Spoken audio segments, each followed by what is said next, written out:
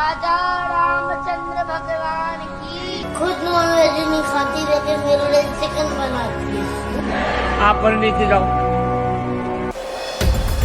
मैं आपको अब आज की बात बता रही हूँ। आज 3:30 पौने 4 बजे के करीब हमारे पास लॉरेंस विश्नोई ग्रुप से एक मैसेज आया व्हाट्सएप ग्रुप में। इसमें हमें धमकी दी जा रही है कि अभिनव को मार दिया जाए। मुझे नहीं फर्क पड़ता, मुझे फर्क नहीं पड़ता, मुझे फर्क नहीं पड़ता। इतना मूर्ख लड़का है वो। ये कहानी शुरू होती है एक छोटे से मंच से, जब जगत गुरु श्री रामभद्राचार्य जी एक छोटे से बच्चे जो अपने आप को भगवान श्री कृष्ण का बड़ा भाई कहता है, उसे ये कहकर नीचे उतार देते हैं कि नीचे उतरिए, मेरी भी कोई मर्यादा है। रामचंद्र भगवान की। आप पर नीचे जाओ।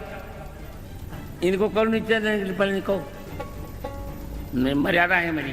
जगत गुरु श्री रामभद्राचार्य जी ने मुझे डांट भी दिया, तो इसको देश का सबसे बड़ा मुद्दा क्यों बनाया जा रहा है? जब जगत गुरु श्री रामभद्राचार्य जी की ये वीडियो वायरल हुई तो लोगों में खलबली मच गई और लोगों में ये जानने के लिए उत्सुकता जागी कि आखिर ये छोटा सा बच्चा है कौन जो भगवान श्री कृष्ण का अपने आप को बड़ा भाई बताता है। जिस बच्चे को आप अभी स्क्रीन पर देख रहे हैं उसका नाम है अभिनव अरोरा, जिसकी उम्र मात्र 10 से 12 साल के बीच में है और ये दिल्ली में रहता है। ये लड़का अपने आप को बाल संत के रूप में देखता है और सोशल मीडिया पर ये दावा करता है कि ये भगवान श्री कृष्ण का बड़ा भाई है। श्री कृष्ण को अपने छोटे भाई के रूप में बचता हूँ।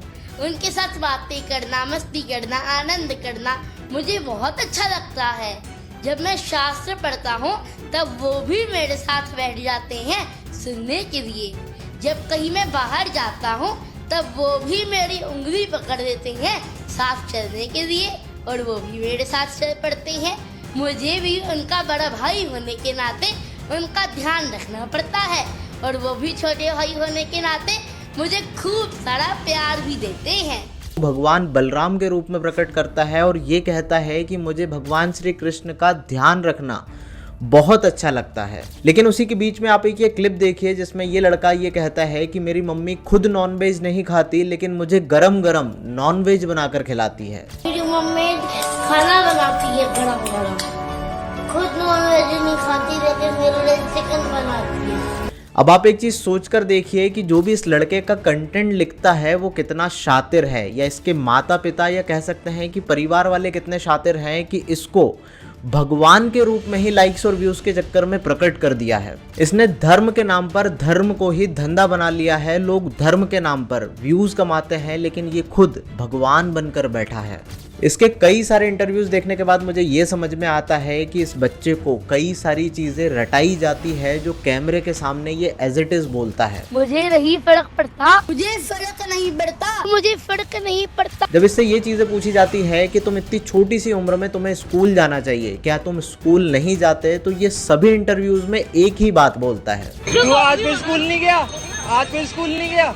विद्यालय में पूरा दिन मेरा अच्छा जाता है, विद्यालय में मेरा पूरा दिन उत्तम जाता है, विद्यालय में हर दिन अच्छे से अच्छा जाता है, विद्यालय में मेरा पूरा दिन उत्तम जाता है, विद्यालय में मेरा पूरा दिन अच्छा जाता है। और जब ये ट्रोल होने लगता है तो ये कहता है कि मुझे फर्क नहीं पड़ता कि जमाना क्या कहता है। मुझे फर्क नहीं पड़ता कि जमाना क्या कहता है, मुझे तो ये पता है कि कान्हा मुझे अपना कहता है। जब मैंने इस बच्चे के बहुत सारे इंटरव्यूज देखे तो वहां से मुझे एक चीज समझ में आई कि इससे कौन से सवाल पूछे जाने हैं ये पहले से डिसाइड होता है। जैसे सभी इंटरव्यू लेने वाले इससे इसका डेली रूटीन पूछते हैं तो ये बोलता है कि मैं 3:30 बजे जग जाता हूँ। तो डेली रूटीन कैसा होता है? तो आप मुझे अपना शेड्यूल बताइए। आपका जो डेली रूटीन है, आपकी जो दिनचर्या है, जो आपकी दिनचर्या चलती है। 3:30 बजे जग जाता हूँ। मैं 3:30 बजे मैं सुबह 3:30 बजे मैं 3:30। नॉनवेज वाले सवाल पर ये बच्चा एक ही आंसर देता है कि क्या आप अपने प्रियजनों की उंगली काट कर खा सकते हैं क्या?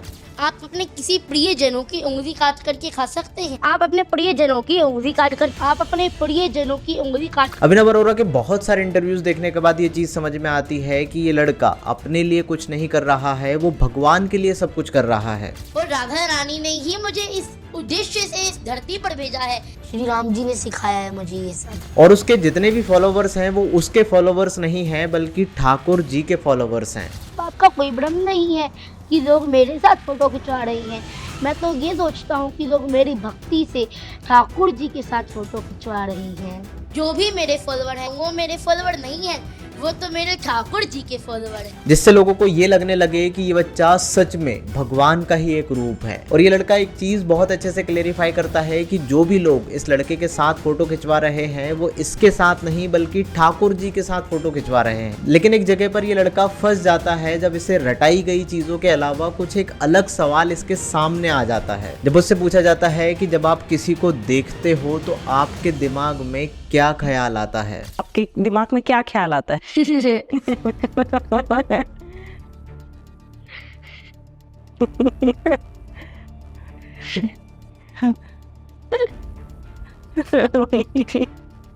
बताइए। लेकिन इस चीज का जवाब उसे नहीं पता था, उसके पापा ने इस चीज का जवाब नहीं रटाया था। तो वो क्या कहता है कि ये आउट ऑफ सिलेबस चले गया। ये तो out of syllabus.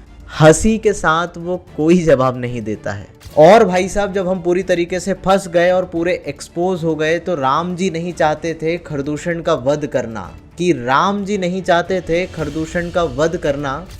Ram ji चाहते नहीं थे खरदूषण का वध करना, लेकिन खरदूषण ने इतना आतंक मचा दिया था कि राम जी को न्याय के लिए आगे बढ़ना ही पड़ा।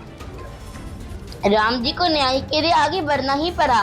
वैसे ही मेरा उद्देश्य नहीं था कि इन यूट्यूबर्स के अगेंस्ट कोर्ट आना, लेकिन इन यूट्यूबर्स ने आतंक मचा दिया था तो हमें इन यूट्यूबर्स पे केस करने के लिए और मेरे सभी यूट्यूबर्स भाई जिनका कंटेंट टॉपिक स्पिरिचुअल रोस्टिंग कभी नहीं रहा है, उन्होंने इस बाबा को एक्सपोज किया और साथ में जया किशोरी जी के 15 से 20 लाख वाले बैग को भी लपेटा। उन सभी को धन्यवाद।